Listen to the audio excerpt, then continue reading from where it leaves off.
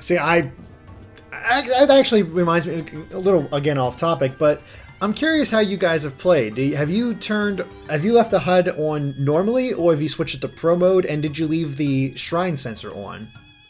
I left the minimap and the shrine sensor on, just as a means of... I like knowing where I am. I never turned the HUD off. I turned the shrine sensor off at first, because it was like, oh, I want to find the shrines on my own, and, that's great.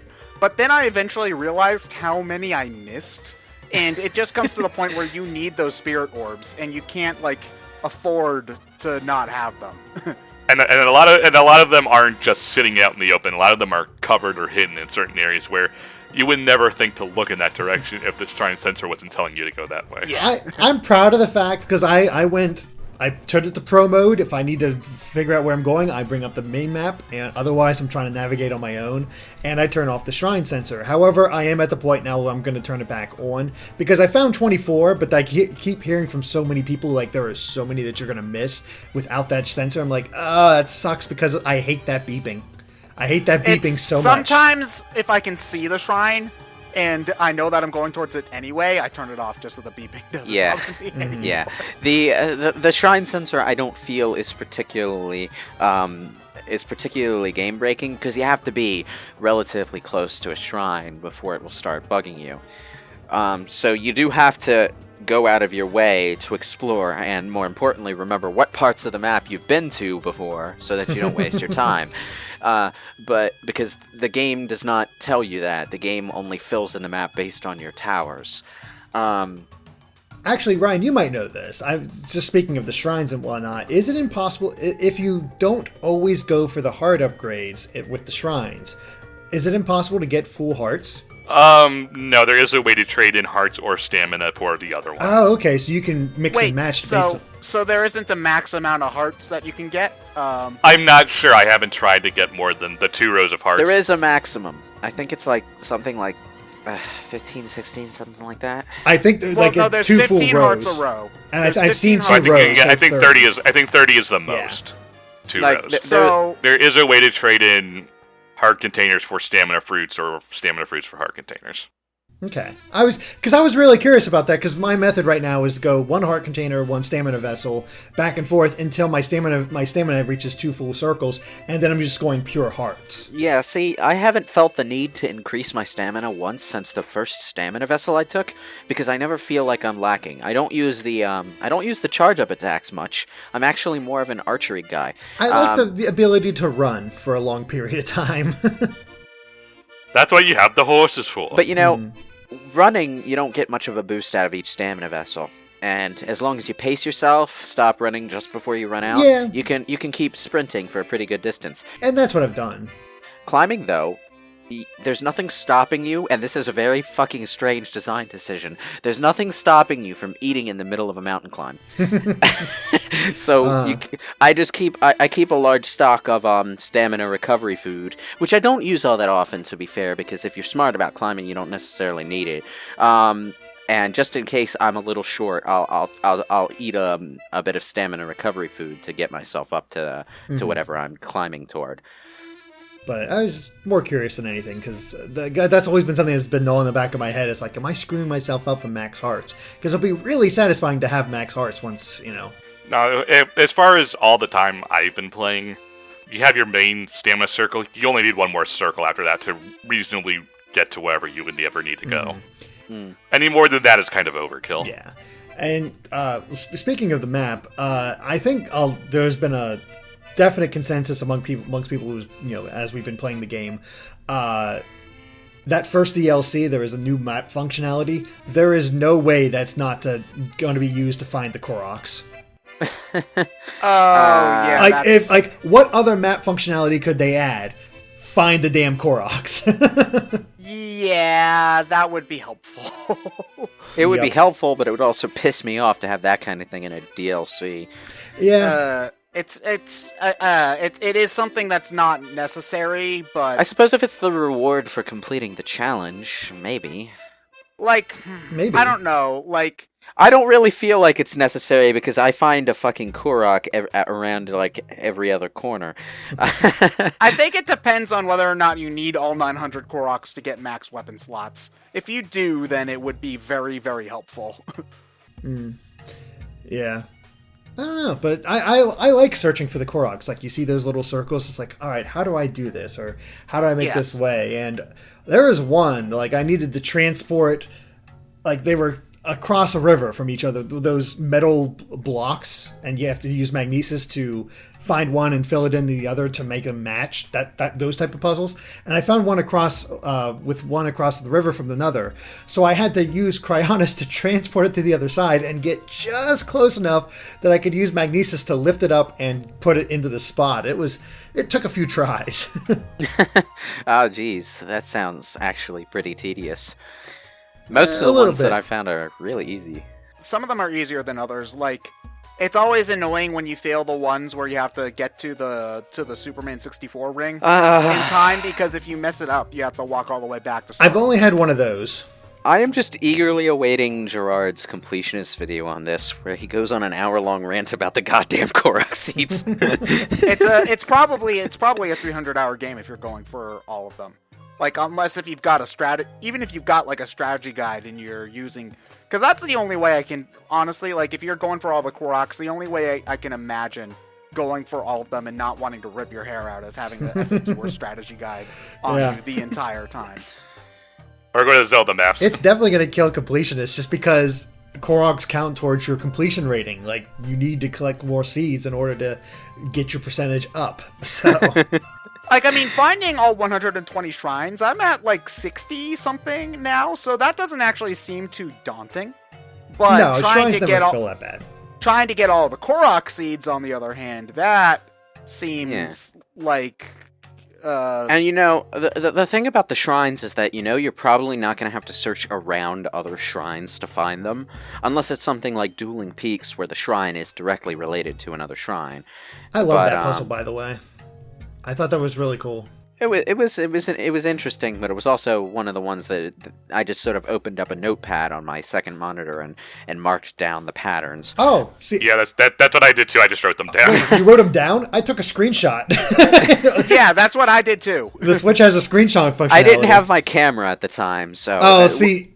Well, with the Switch, you can take screenshots of the game at any time. So I did that and then went out to the menu. I'm playing on the Wii U, so yeah. You could use Miiverse.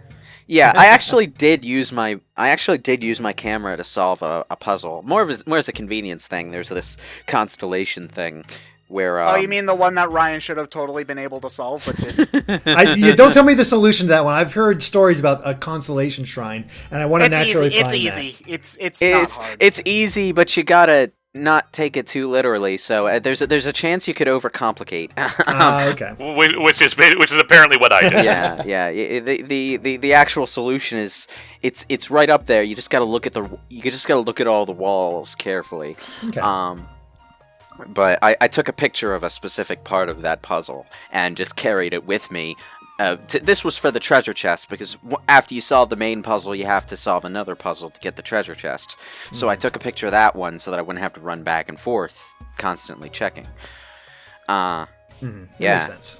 It's, again, a lot of the systems work together well with each other, and you can just find alternate ways to complete it all. And again, it's great. And there's all these just moments or these places that you find where, like, I just kind of want to explore this spot and see what's all there and see what it's all about. Although it is daunting. Like, I was hoping, like, once I filled in the towers, the map would clearly delineate, like, what sections are at which, so I could keep within the boundaries and figure out exactly where I need to go. But they meld into each other so well. I'm like, oh god, where have I been? Oh yeah, you gotta really pay attention to that mini map so that you don't veer off. The ability to place markers is probably your best friend in that regard. Oh yeah, I've been placing a lot of markers. Yeah, the other thing is that for as complex and open as this game is, it's probably the least intimidating open world game that I've ever played in my goddamn life. And that's refreshing in its way. because while I've got other open world games that I like a bit more, I think I actually prefer Horizon Zero Dawn in a lot of aspects. Because, well, every individual area feels a lot more unique in that game. The $47 million budget really shows in that respect. But this is a game that I feel I could play in possibly less time than the standard JRPG. So it's an open world game that I feel like I want to come back to, which is an excellent segue to one of my big annoying complaints. Why is there only one save file? Because there are 7 autosave files, so you can go further back if you need to. Yeah, I know, but you have to delete your... Here's the thing, you have to delete your game in order to start a new game. Unfortunately, yes. You don't have to do that. I mean, this isn't a super practical solution, but you can make a new account. Yeah, I know you can make a new account, but it's... Unfortunately, it is a lot easier to do that on the Switch than the Wii U, and I know on that the doesn't Wii U, help you. yeah. It doesn't help you at all, Lewis. But yeah, I know. I'm gonna wind up using my second Let's Play account for it because I keep one for when I want to record something, specifically for this kind of situation. Like if I want to record Breath of the Wild and I can't make another save file, but you know it bugs me because it's like the one point it's like the one aspect of the game where they have no idea what they're doing with open world games because you do not limit someone to one save file in this goddamn genre. It's just something that you don't do because it's a game that you want to replay and try new stuff with. Especially if you're going for that 50-minute world record. Yeah, it's like okay, if you're playing Skyrim, unless you're Gerard again, you don't do all of the things in one playthrough because there are a lot of things in the game that are aligned to a specific character type. Like there's a thieves guild, there's a murderers guild. You might not want to play as a thief during one playthrough. You also might not want to be a fucking psychopath. But those are things with their own quest lines and their own achievements and everything. You do those with a different character. Unless you're just video gaming it up and don't really care about your character, in which case, well, more power to you. But this game doesn't give you that sort of option. It doesn't give you the option to start a new game and try to do it going right at the start instead of going left. Actually, yeah, it's left. West is left. You can Metroid it up and go left instead of right. Oh, east? I thought you meant Weast. Weast. I'm kind of wondering, again, this is story spoilers, because the only one who's beaten the game is Ryan, and you wouldn't know because you didn't do this. I'm wondering how much the story changes and the ending changes depending on how many dungeons you beat and all of that stuff. Because again, nothing. I think I have an idea ultimately, but that would be spoilers for the final boss. So. Okay, you think but the game obviously the game probably does have to change because you don't have any of the divine beasts doing anything. Then you're not going to. Then the final boss is. Again, I could elaborate, but that depends on how spoilery you want me to get. Yeah. So don't. I prefer not. Yeah. You can storm the then. castle right away. Apparently. Oh yeah. As soon as you get off the beginning plateau, you can storm the castle if you really want to. That's how the world record's like at an hour right now. Yeah, I was bulking when I got to my first stable, and I got some side quests saying, "Go to the castle and get this hidden cookbook, and go to the castle and get this armor." I'm like, I'm gonna do that later. There are reasons to go to the castle early. You can get the Hylian shield. Yeah, the Hylian shield. Ah, okay. Which is the best shield in the game. I mean, you can also just pop in your Breath of the Wild Zelda amiibo and have a Hylian shield airdropped out of nowhere if you want. But you can... I love my Ocarina of Time. But you can also get the Hylian shield and the green tunic and everything in the game as well. You can get Zelda 1. I think the only bonuses that you can't get in game are probably Epona and the Wolf Link pet. Yes, I believe so. so. Well, no, there's amiibo costumes that you just can't get yet because the amiibos don't exist. There's a Fierce Deity outfit. There's, I think, a Skyward Sword outfit. There's a lot of stuff that just does not exist at the moment because, well... The Dark Link outfit is actually in the game, though. Can you get that from an amiibo? Or yeah, no, not from an amiibo. It's actually a quest in the game. Okay, cool. Yeah, but there's a lot of stuff in this game that is like I tried not to use the amiibo a lot at first because it was like, oh, this is cheap. But some of the upgrades that you can get for the later upgrades for armor and stuff are really expensive. And at this point, especially like if you're trying to buy the Guardian armor and things like that, it's just like you need a ridiculous amount of Guardian parts, and I don't feel like fighting 20 of those guys. See, I'm gonna go pure on that. I'm not gonna be using the amiibo. Okay. I really only use the amiibo just so I can get the outfits. It's turned off by default because it's essentially a cheat code, but you can use the Zelda-themed amiibo to get all sorts of bonuses. You can use any old amiibo to get a little dinky little supply drop of 3 or 4 random ingredients, too, and you can use every amiibo once per day. Mm-hmm. You can't save scum though if you're looking for something in particular. Because the outfits are a random drop, so if you didn't get it, you can just reload your save file and try again. Yep, that's what I did for Ocarina of Time and Zelda 1 Link stuff. Nice. I haven't Andre put a video showing those off, but I didn't watch it because I didn't do it. But does Link look goofy in that outfit? I can't tell. What, Zelda 1? Well, just any of the traditional outfits, because it's just... No, he looks great in Ocarina of Time, because obviously Ocarina of Time is an adult Link, so it looks fine on him, but Wind Waker looks kind of dorky, and essentially the trousers for Zelda 1 Link are a pair of shorts that don't show up if you're wearing the Zelda 1 tunic, so it looks like Link's going around pantless. Hey, yeah, that's an accurate Zelda. That's accurate. Zelda experience. You can also get the sword from Zelda 1, and it'll mention that it's dangerous to go alone. Oh, nice. which, speaking of, is a massive disappointment for me early on, because ultimately, I did play the game a little bit early at Emil's house, but just because he was... I love how... Spoiler alert, it's not really a spoiler alert, because the game basically tells you early on, especially if you know your Zelda music, that the old man you find at the beginning is the king. Mm-hmm. But he's in a maroonish dark red robe with a white beard. It's like, oh, it's the guy from Zelda 1. That's what everybody thought at first. Yeah. That was the obvious callback, though.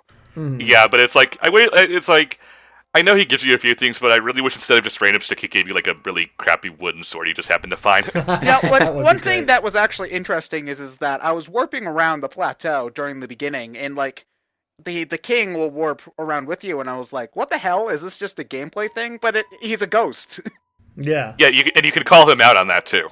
You can? Yeah, if you warp to the tower that you activate after he gives you the tutorial, you can say, how did you get here? He'd be like, oh, I have my ways. And it's like, what? Yeah. So I like that.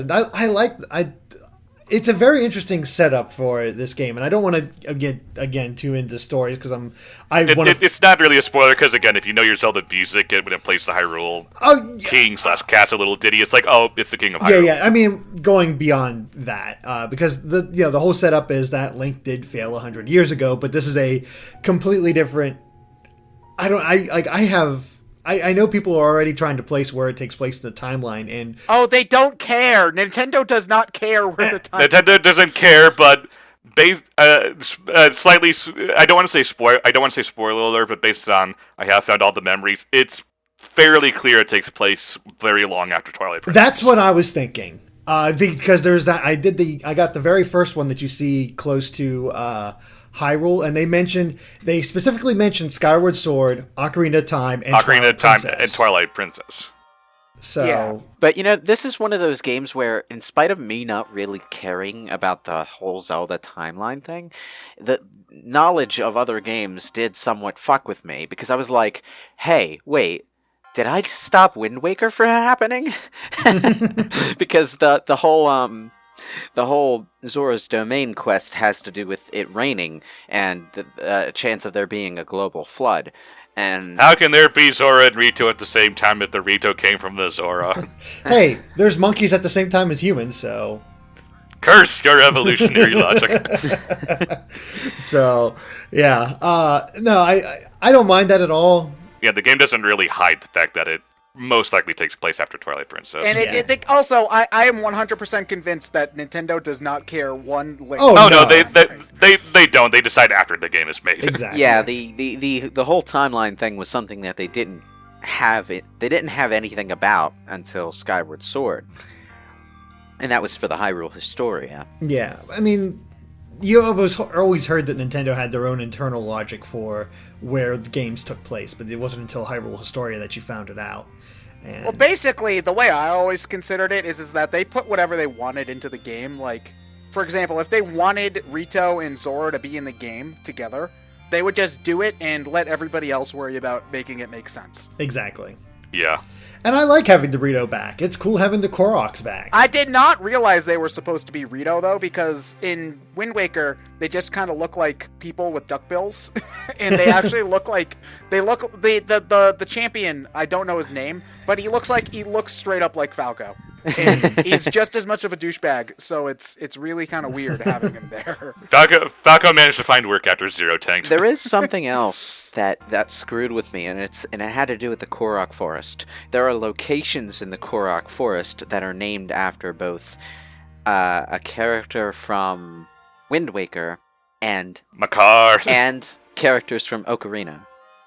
Well, to be fair, Ocarina of Time takes place in has to happen no matter what timeline you're in. Yeah, but there's stuff. There's like a Linebeck Island. There's also my favorite islands are the ones all the way to the east, which are named after the Tingle family. There's Tingle Island, Ankle Island, David Island, and Knuckle Island. I just opened those where's up. Sonic and Tails Isle? Yeah, it's there's Guardians Angel roaming Island, around there. Ryan. Yeah, we're looking for Angel Island, which I think is to the northwest, but this game is full of little nuggets for longtime fans that. I think my particular favorite that everyone seemed to gloss over is the Link to the Time one in Lost Woods. Yeah. What one? When you first walk into Korok Village, if you're going in the way the game kind of intends you to for the Lost Woods, the entrance is through a hollowed out log, which is the way you got to the Sacred Grove in A Link to the Past. Nice. Oh, cool. Yeah. What I really like about this is that even though the game is full of that kind of stuff, it doesn't really flaunt it. Like, it doesn't throw it in your face. It's there to be found, not there to rub it in your face how nostalgic and old school it is. Mm-hmm. You can find a mop and go scrub all the floors in Hyrule. Even the classic green tunic is something that you have to get late game, unless you get it through an amiibo.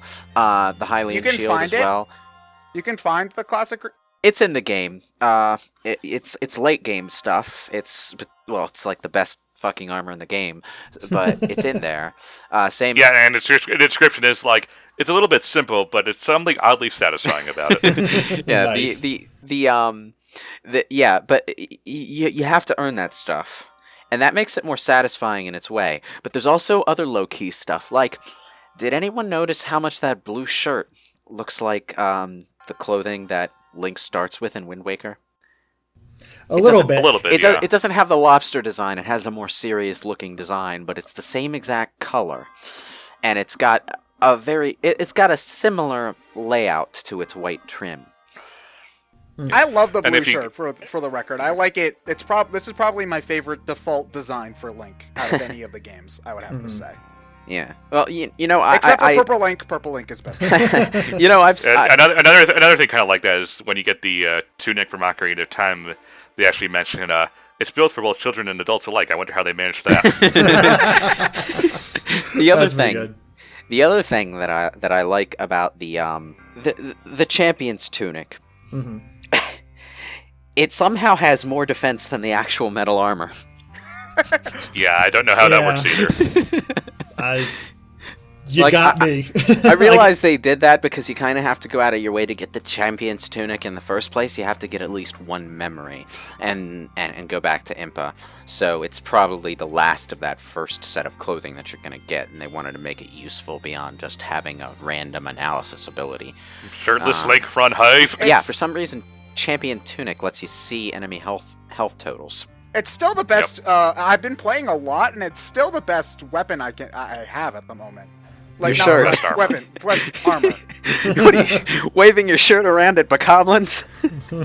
Hey, well, because I'm super stubborn, I run around as Ocarina of Time Link as much as I possibly can. Ah, man. Yeah, I ever since I got the champion's armor, I've been using that a lot. Now, granted, I had to use I used the Zora armor for the Divine Zora Beast temple, and all that. and all that. Yeah. Oddly enough, it's the clothing that feels the most like switching between tools in old school Zelda games, because I'll switch to the Zora armor to fly to go up waterfalls, and then I'll switch to the stealth. I'll switch to Sheikah gear to boost my stealth for a little while, or I'll switch to the climbing gear to climb up a mountain. I love the climbing gear, by the way, because you got that bandana, you got the shirt. I haven't seen the pants yet, but it looks they're kind of like capris. I haven't found the shirt yet. Actually, I have the pants on the hat. Oh, really? The shirt looks so much like you put Link in that outfit. I'm like, he looks like a gang member. Like I made a bandit. I made an actual post like on Twitter saying like, Link has joined Los Locos from Short Circuit 2. The have you guys gotten the Switch shirt? Oh, well, when you go to... Here's the thing. When you go to... what's this called? When you go to the Gerudo City, there's a secret club. You get the female outfit, yeah. There's a secret club you can go there, and you can get a luchador outfit. It's fantastic. Oh, nice. Oh, yeah. man. Clothes definitely feel the most special just because they are the most rare. Have you seen... I assume you guys have seen the Gerudo outfit for Link. Oh, yeah, the belly shirt. Yeah, that's great. Yeah. No, the funniest thing is that I like screwing around with it in the Gerudo town, because in the main Gerudo town, obviously they won't let you in if you're a guy, just because they have the whole nature of it, so you have to go and disguise as the Gerudo outfit. Out of sheer curiosity, I kind of messed around with it. I tried walking in, they kicked me out, and they, the camera's still there, the guards are still there. I changed the Gerudo outfit, they just let me right in. Yeah, you can... I don't know what happens if you take it off in the middle of the town. Like, does everyone... They immediately spot you. Even if there's no one around, they immediately spot you and throw you out. Oh, man, jerk. I try. Trust me, I tried just out of curiosity. Oh, man. Yeah. I'm looking forward to seeing more of the game, seeing what the Goron town's like, what the Gerudo town is like, what the I'm blanking on the name. Rito, thank you. Because I actually really like the design of Zora's Domain. I think. Oh, Zora's Domain is always pretty. Probably the most satisfying thing about Zora's Domain is that after you beat its dungeon and it stops raining and the sun is shining down, it's really pretty. Mm-hmm. That was I like the trip to Zora's Domain, like, because Ted was talking earlier about like how rain will sometimes focus you down a certain path, and that's sort of the intent with the working your way up to Zora's Domain with that, because it's constantly raining, so you have to follow that path and take on all those guys with the electric arrows, and it was fun, just sort of making your way up that path. My only disappointment about Zora's Domain is that the fat-ass Zora King doesn't, spend 23 seconds going to the left. Weep. Hey, he's a far better king than any of the other than that guy, though. Yeah. Yeah, at the very least, all of Hyrule's water doesn't flow through his ass and balls. Yeah, and they're all pretty much okay with Mipha and Link. No, the old fucks are. Well, the old people, of course. But I'm guessing that's jealousy. Well, actually, there's the exact reason, because they all think Link got her killed. So yeah. Oh well, a lot of people are all like, like they want to date Shark Link, but they all not Shark Link. What am I talking about? They all want to date Shark Boy, but everybody always also forgets that you friend zone her sister really hard. I assume so. I haven't gotten to the point where I've seen any like direct interaction between Zelda and Link. So yeah, you friend zone her sister really, really hard. I'm not surprised. They are not subtle with the Zelda Link romantic connection anymore. It's basically just a kind of assumed thing. And honestly, I think it's better for it, because Zelda's a more serious story than, say, Mario, and so I think it works better for having that romantic angle be explored, whereas like in Mario, that's not really the point. Whereas Zelda, the story, Zelda's... And Peach is a piece of wood, so who cares? I actually really like Zelda in this game. I think she's much more interesting than... Well, if you get the memories also, it's just interesting, because if you piece them together just in order of time in which they occur, early on Zelda does not like Link. Oh, yeah, no, I'm actually really looking forward to, once I find all the memories, watching them all in order and seeing how it all plays out. It's not even so much Link's fault. It's just that she just doesn't like Link being around because she wants to try to be super independent. Nice. Yeah, I just wish the voice acting was better. Yeah. I'm glad more so. Certain characters I feel are pretty good though. Like Sidon's fine. Sidon's good. Daruk, the Goron, is good. The Gerudo woman. The Gerudo are fine. The the Gerudo are good. It's mostly Mifa it's and Zelda. Zelda. They're a little too airy for what they're like. They're a little too airy and a little too squeaky. And wooden, too. I feel like Nintendo hasn't quite gotten on their A game as far as voice directors are concerned.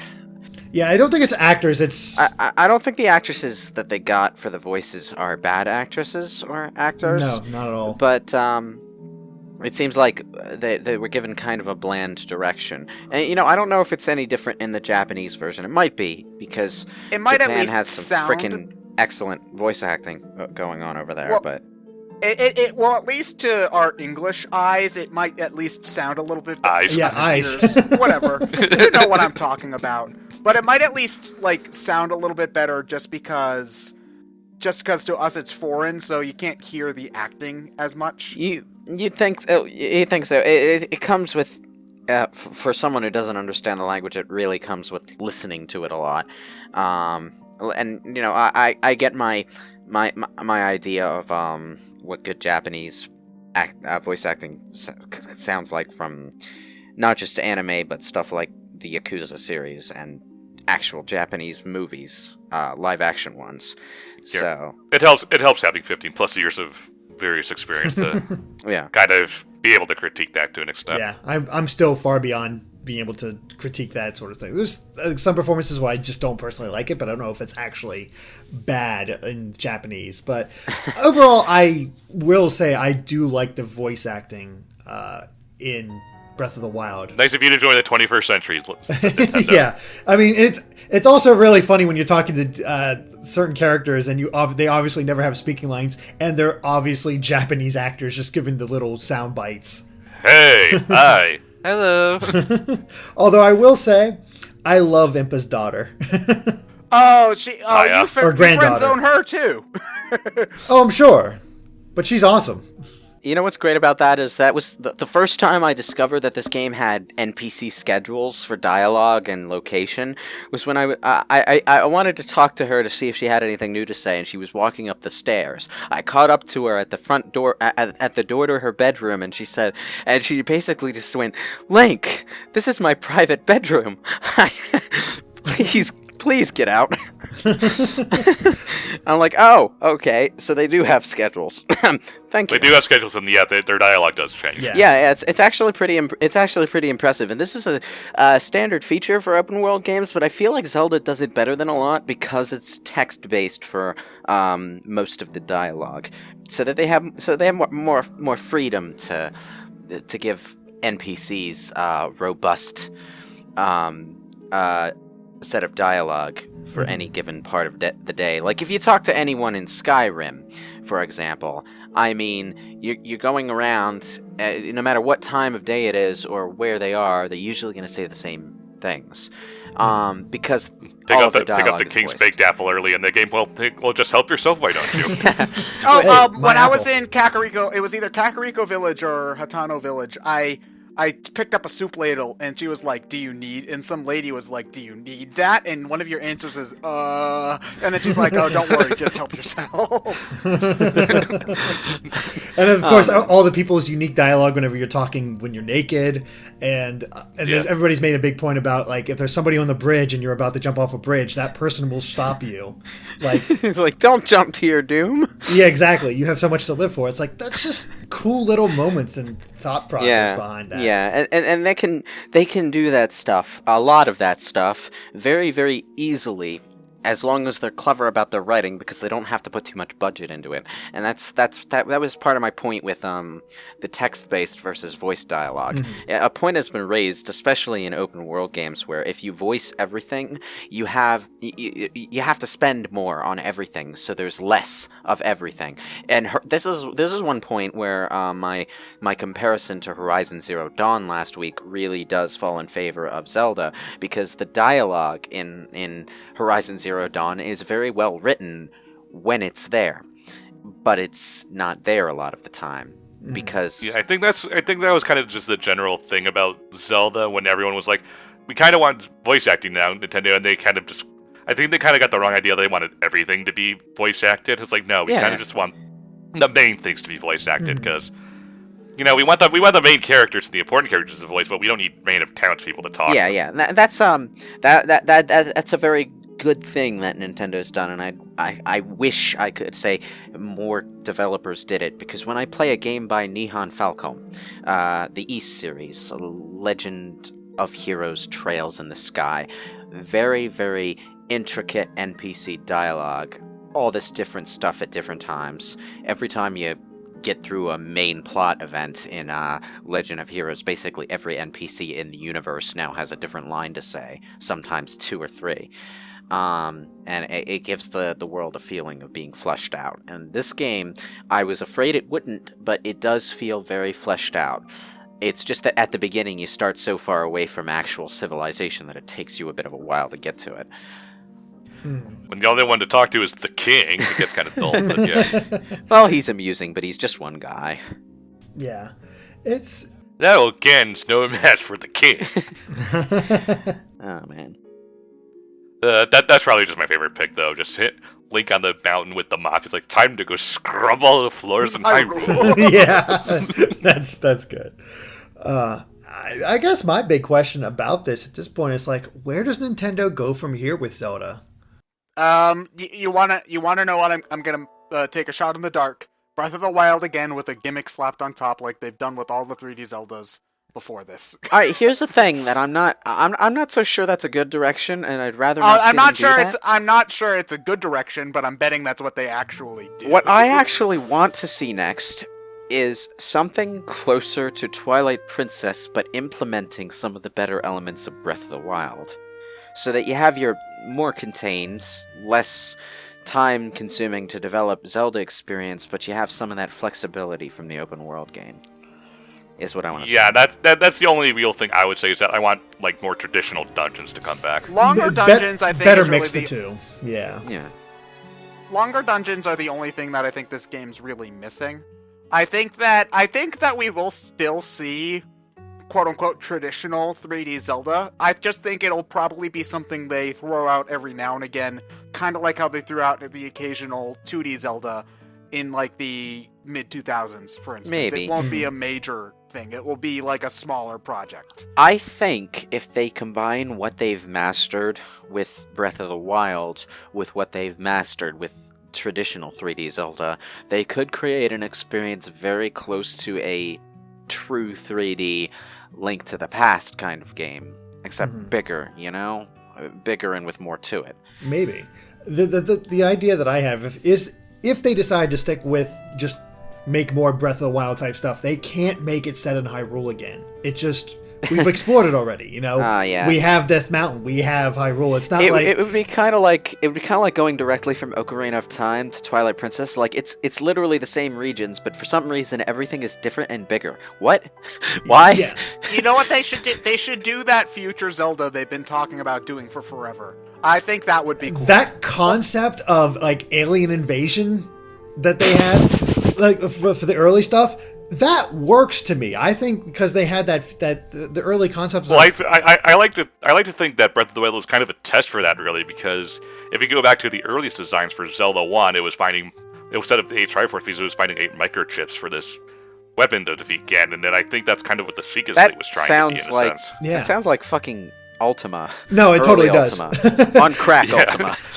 No, because it was supposed to be all futuristic and stuff, and then they went for the more classical angle. And I'd love to see them go over that more futuristic aspect if they do something like that. I just thought of something. I think a great way to test that would be making the 10,000 Years Ago game. The one that takes place 10,000 years before Breath of the Wild, where you have all of this ancient technology when they just made the Guardians, when they just made the Divine Beasts. I almost felt that was kind of like what happened right after Twilight Princess, in a sense. Oh, to me that took place right after Skyward Sword. Like they got there. Skyward Sword's at the beginning of the Zelda Twilight. Well, that's what I mean. Like, we did not see them establish Hyrule in that. They just were beginning, so it's very easy to think like, well, we have Impa, we have all this Sheikah technology. Let's do something with this and I just want for... to. I just want to say, like, okay, we've got 10,000 years between the backstory for this game and when this game takes place. We've also got hundreds and hundreds of years of medieval technology before that 10,000 years.